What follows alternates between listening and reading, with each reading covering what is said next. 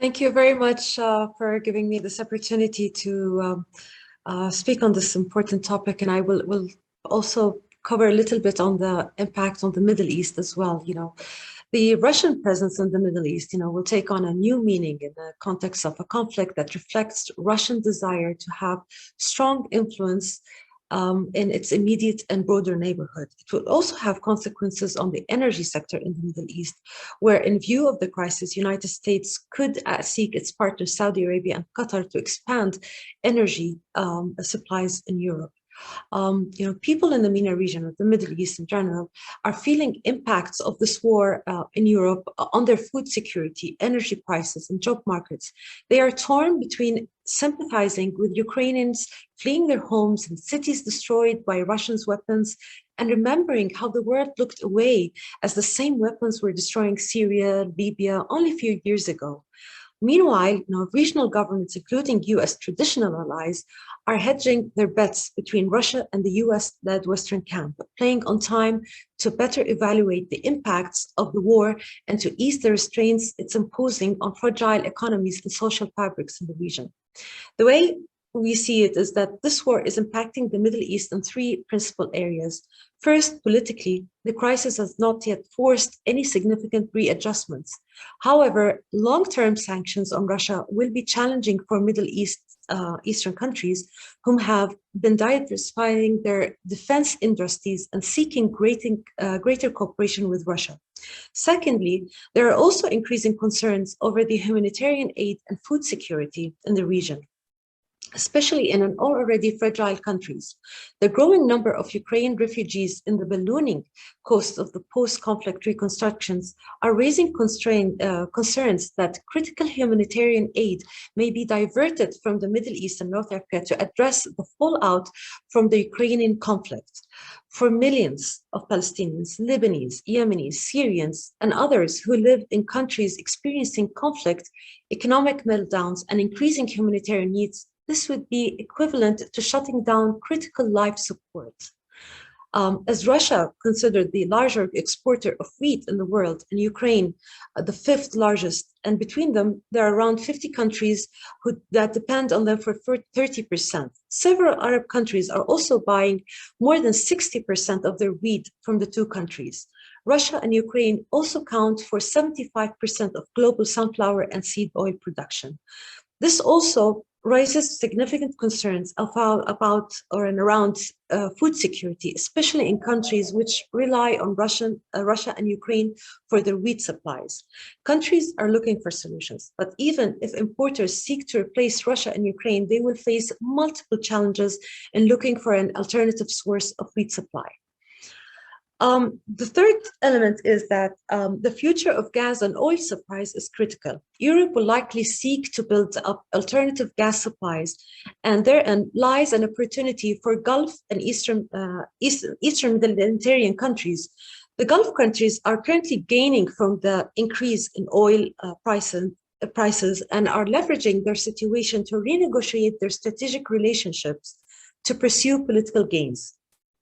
This may also encourage Middle Eastern countries to spend up some agreements on promising gas supplies with the hope of becoming a key partner for Europe in the future. This development is perhaps most important geopolitically for countries in the Middle East. Oil producing countries in the region, most notably Saudi Arabia, have been forced in recent years to adopt long-needed economic reform measures to move away from retired economies and welfare state model. Oil importing countries will also be severely affected, while high oil prices will pose further risks to already dire economic conditions. Some of these challenges were mitigated in the past through grant made possibly by oil-producing countries. It is not clear whether such grants will be reassumed as political alliances have shifted, plummeting some oil-importing countries like Jordan into increased economic risk. The Jordanian diplomacy avoided any mention of Russia as the aggressor in the conflict.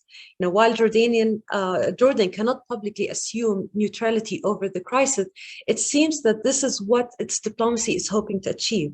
But the longer this war continues, the more pressure there will be to make its position more clear. the Russian-Ukraine conflict has been a global crisis from day one, and it will definitely affect and impact Jordan like any other country in the region. There will be direct and indirect effects on the economic situation in Jordan in several respects, such as food security, energy costs, and supply chains. Although Jordan imports from Russia and Ukraine mainly grains and oils and does not exceed 7%, but the impact depends on the weight of Russia and Ukraine in export markets. Jordan will also face inflation rates, production rates, and energy rates, which in turn will affect several vital sectors such as the tourism and transportation sector.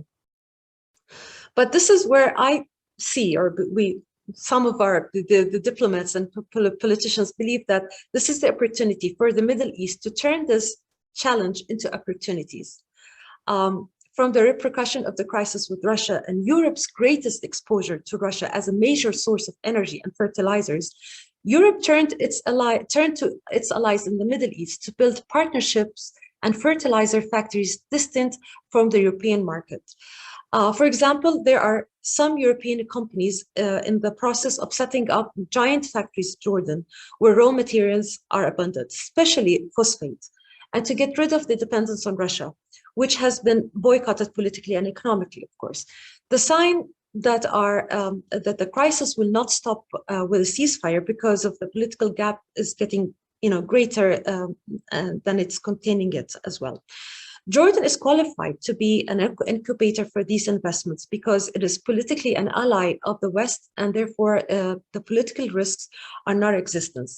It is an opportunity for the Jordanian economy and at the same time an opportunity for Europe in terms of investments and politics.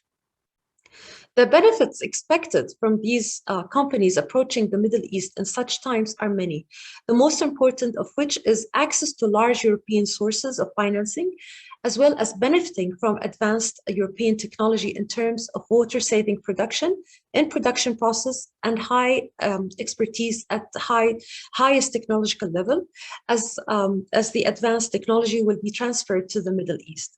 This is a time where Middle East countries should consider the necessity of replacing imports from other countries, diversifying energy resources, in addition to cooperation between industrial and trade sectors for the growth of national economy and maintaining financing programs for economic sectors and food security networks. Importance of developing different scenarios to deal with the effects of the crisis on the region, reconsidering the costs of energy and investments, in addition, and relying to local production, developing an agricultural strategy that is capable of producing wheat and grain in sufficient quantities to satisfy the domestic demands.